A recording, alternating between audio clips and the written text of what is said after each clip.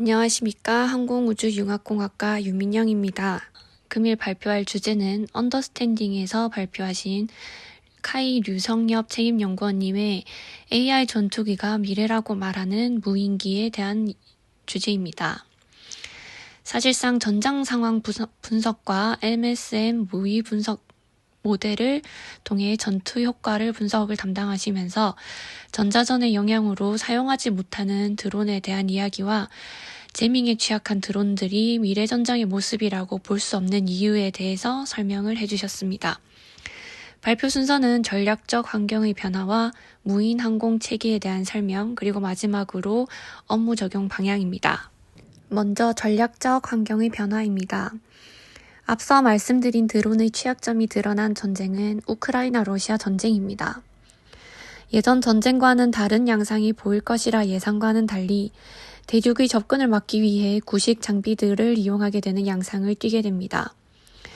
그리고 짧게 끝나지 않고 3년이라는 장기화에 들어가면서 자연스럽게 방공유도 무기와 탄약 보급의 중요성이 대두되었습니다. 신식 무기처럼 신뢰성과 큰 포격도 중요하지만 무기의 재고와 관리에도 중요성이 커지게 되었습니다. 그러면서 추가로 발발된 이스라엘 전쟁은 항공력을 중심으로 흘러가게 되면서 두 전쟁이 비교할 수밖에 없게 되었습니다. 장기화된 우크라이나 전쟁은 또한 자연스럽게 인명 병시의 소모전이 반복되며 대규모 인명 소실이 나게 됩니다. 과연 우리나라도 전쟁이 난다면 연간 15만 명의 청년 남성들이 희생할 수 있을 것인가? 라는 의문을 가질 수밖에 없게 됩니다. 물론 우크라이나는 F-16과 같은 전투기가 없었기 때문에 지상군 중심의 전투를 선택할 수밖에 없었습니다. 반대적으로 이스라엘은 전쟁 전 제2담의 연간 1만 5천 발의 계약이 있었기 때문에 매년 1천 발의 공격이 가능하게 됩니다.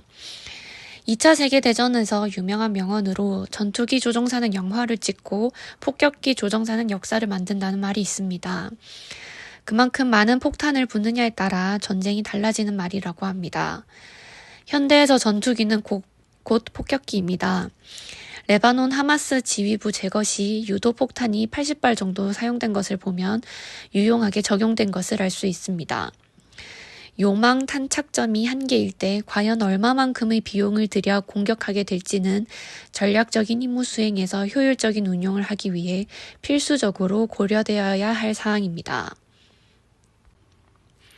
그런 비용을 세이브하기 위해서 무인 항공기가 대두되었습니다. 무인 항공 체계인 Unmanned Aircraft 또는 에어리얼 시스템은 항공기 탑승 인원의 직접적인 개입이 없는 항공기를 말합니다. 항공기나 미사일의 구조와 다르지 않으며 크게 그룹 1에서 5로 분류하고 있습니다.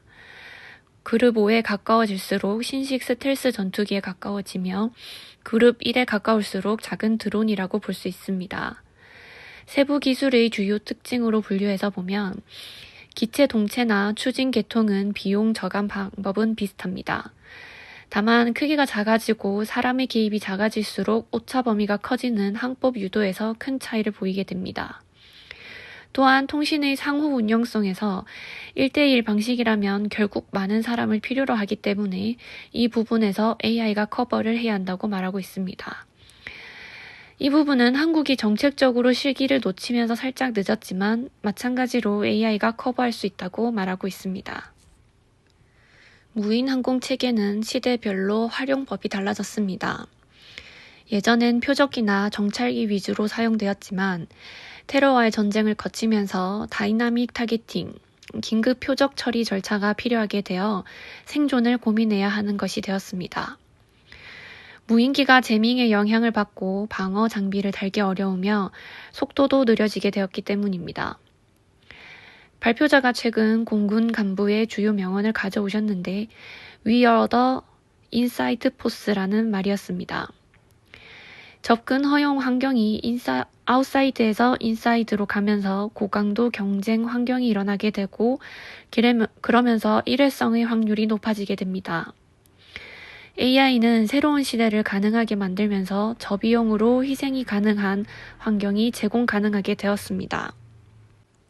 카이는 이런 시대에서 차세대 공중전투 체계를 구축하고 다양한 소형 다기능 모듈화 비행체를 개발하기 위해 노력하고 있습니다.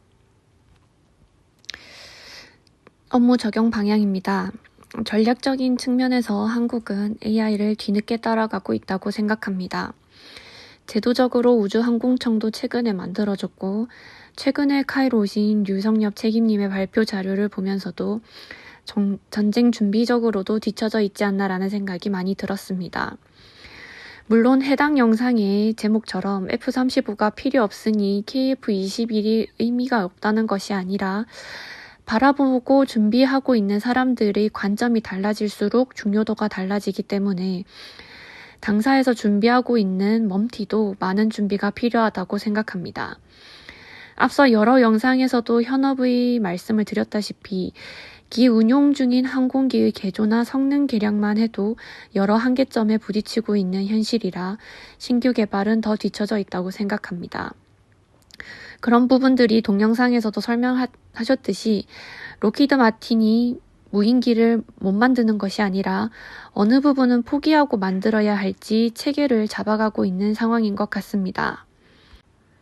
하드웨어적인 부분뿐만 아니라 소프트웨어적인 부분에서도 많은 비용과 시간, 인력이 점점 더 많이 투자되고 있는 요즘 어떻게 하면 AI가 적용될 수 있는 역할이 있을까라는 생각이 들어 해당 영상을 요약하게 되었습니다. 이상으로 발표를 마치겠습니다. 감사합니다.